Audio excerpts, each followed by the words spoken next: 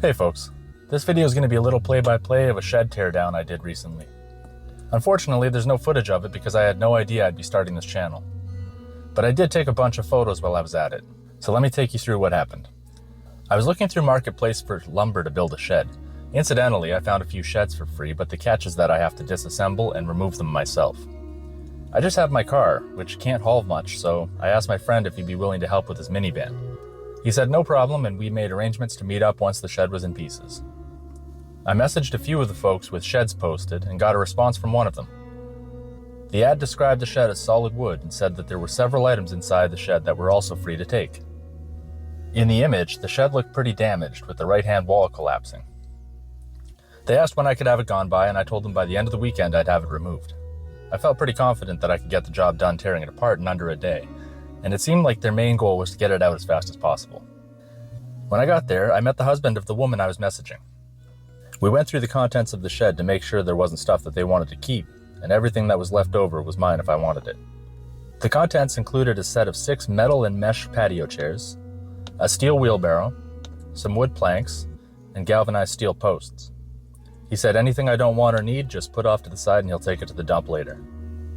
I got the shed emptied out and realized that the ad was accurate. The whole shed was solid plank wood.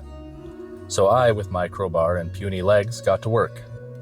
I went inside and started prying. The first board I removed exploded and smacked me right in the face.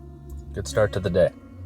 I went back outside and started stripping off the siding and shingles. I was hoping to save the siding, but it had become so brittle from the UV exposure that it wouldn't have been worth it. The shingles were moss covered and in just as bad of shape. At this point, I was still mulling over how I was going to bring the roof down to the ground, but figured that in any case, I'd want it to be lighter when it comes down. So I decided that I wanted the shingles off before getting the roof down. I removed some of the bottom roof planks over the wall and over the upper shelf from the inside of the shed. This is going to give me a spot to climb up onto the wall from the inside. But before I get up there, I had to address the slant of the building. I didn't really believe it would come down under my weight. It was pretty sturdy despite the damage.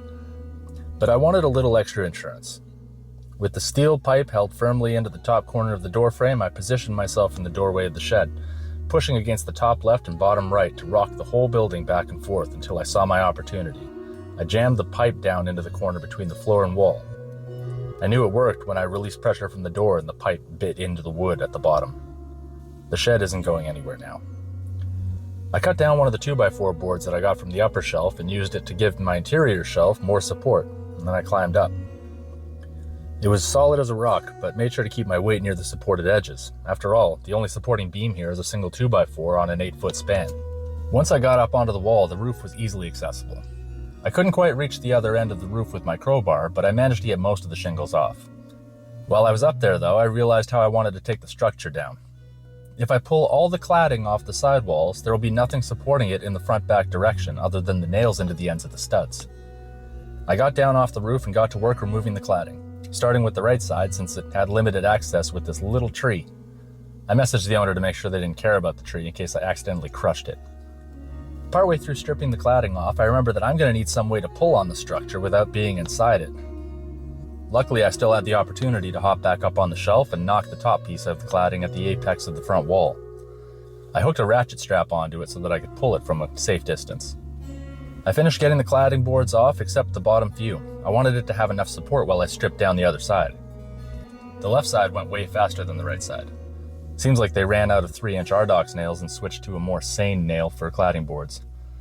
At this point, the only thing that was really holding up the structure was those few cladding boards I left at the base of each wall. As quickly as I could, I went back into the structure and kicked out the cladding from the right side. I kicked out the bar supporting the door frame and got out as fast as possible. I really didn't want to be under it when it came down. I removed the right side planks from the outside, and to my surprise, it stayed standing. In fact, it took quite a lot of persuasion with the strap as I pulled it down. But ultimately, I won that battle. However, I was losing sunlight, and the structure was currently stable, so I decided to clean up for the night and head home. The next morning, I came back and it had rained overnight. I messaged my buddy to let him know we could start hauling panels across town. He had some other stuff to do for a bit, but said he'd come over after that. Of course, during his absence, we got a heavy downpour of rain. I rushed and bought a tarp to cover up the panels, which turned out to be a good thing because the tarp I already had was not big enough to cover the pile once I got it home. But I did get it home. And at the time of reading this, well over a month has passed, and I still don't know exactly how much lumber I got from this shed. but it's a lot. One thing became clear to me though, I need a truck or trailer. See you in the next video.